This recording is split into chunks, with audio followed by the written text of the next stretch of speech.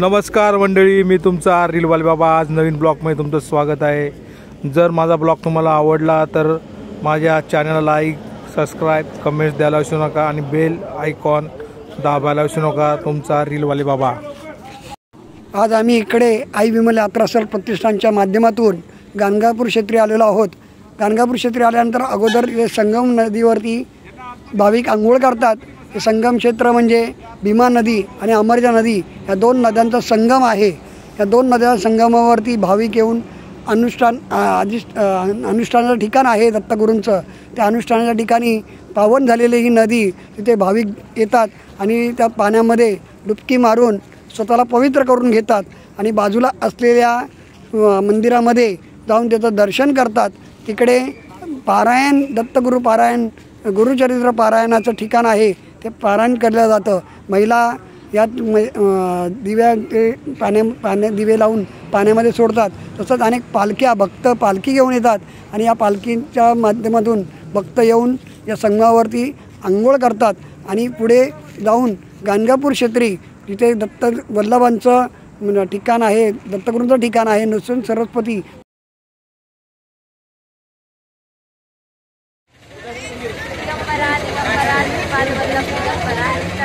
आज आम्ही दत्तगुरू मंदिरात आले आहे.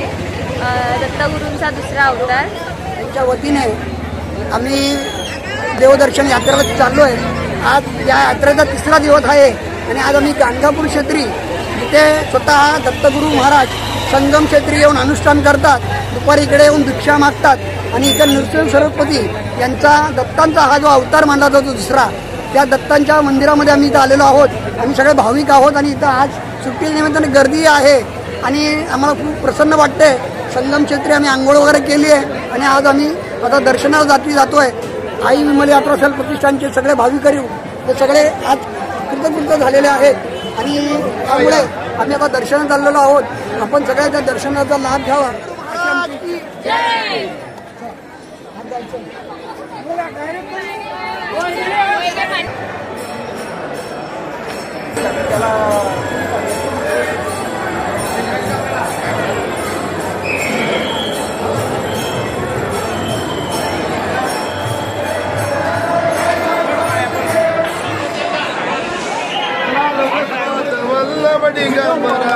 दिगंबरा दिगंबरा श्रीपाद वल्लभ दिगंबरा दिगंबरा दिगंबरा श्रीपाद वल्लभ दिगंबरा दिगंबरा दिगंबरा श्रीपाद वल्लभ दिगंबरा दिगंबरा दिगंबरा श्रीपाद वल्लभ दिगंबरा दिगंबरा दिगंबरा श्रीपाद वल्लभ दिगंबरा दिगंबरा दिगंबरा दिगंबरा दिगंबरा दिगंबरा श्रीपाद वल्लभ दिगंबरा.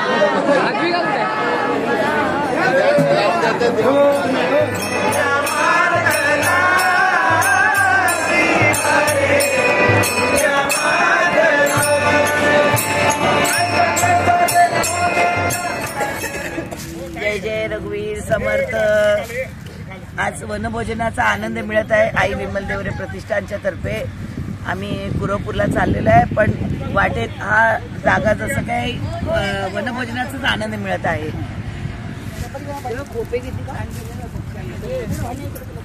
तिकडे आई विमल देवरे यात्रास्थळ प्रतिष्ठानच्या वतीने आम्ही ज्या यात्रेत चाललेलो आहोत, दुपारची वेळ झालेली आहे. सगळ्यांना भुकेच्या तडाख्यामध्ये चांगली जागा आम्हाला मिळालेली आहे. छान वनराई जे इथं आम्ही अनुभवतोय आणि हे वनभोजन ज्याला म्हणतात त्याचं आपण करतो आहे आणि चांगलं चविष्ट आणि रुचकर जेवण इकडे झालेलं आहे. चपाती, डाळ, भात, आळूवडी आणि चवळीची भाजी आणि सगळे आनंदाने ते यथेच्छ भरपेट ताव मारत आहेत. तुम्ही बघू शकता सगळे कसे यथेच्छ ताव मारत आहेत. पुन्हा एकदा आई विमल देवरे प्रतिष्ठान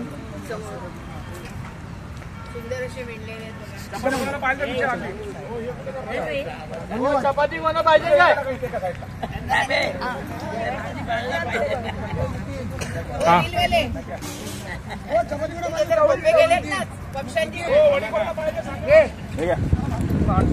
ये ना हातात.